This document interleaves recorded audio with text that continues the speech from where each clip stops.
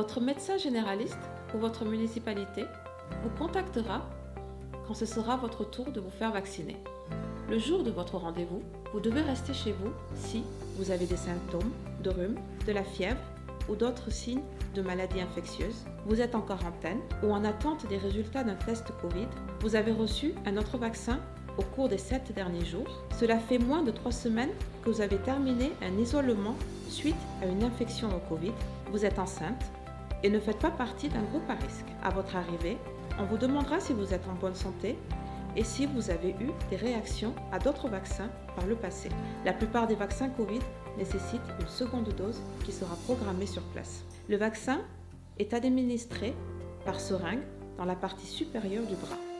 Après la vaccination, on vous demandera d'attendre au moins 20 minutes pour surveiller votre type de réaction. Toutes les personnes qui administrent les vaccins ont reçu une formation et les médicaments nécessaires seront disponibles pour traiter les éventuelles réactions allergiques. Les effets secondaires peuvent survenir jusqu'à 3 jours après la vaccination. Comment gérer les symptômes potentiels après la vaccination, comme la fièvre, les maux de tête, la fatigue, les douleurs musculaires ou articulaires? Restez chez vous jusqu'à ce que vous n'ayez plus de fièvre et que vous vous sentiez mieux. Si le symptôme dure plus de 48 heures, envisagez de faire un test de dépistage au Covid. Si vous présentez des symptômes inattendus, graves ou prolongés, qui selon vous pourraient être dus au vaccin, il faut du temps à l'organisme pour développer une protection. 14 jours après la première dose, l'effet protecteur est d'environ 90% pour les vaccins ARNM. Cependant, il est probable que cet effet soit réduit si vous sautez la deuxième dose.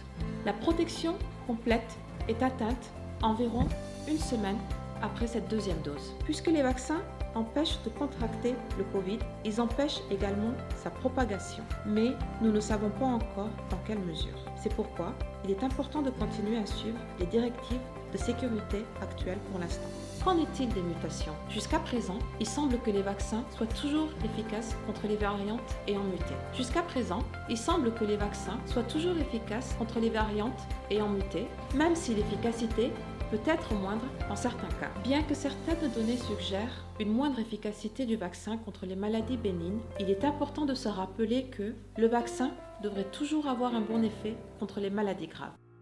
La vaccination en Norvège est volontaire et la vaccination contre le Covid-19 est gratuite. Toute personne vivant en Norvège a le droit de se faire vacciner. Pour savoir comment se déroule la vaccination dans votre région, consultez le site web de votre municipalité. Vous pouvez également appeler la ligne d'assistance téléphonique Corona, disponible en polonais, arabe, ourdou et somalien, ainsi qu'en norvégien et en anglais.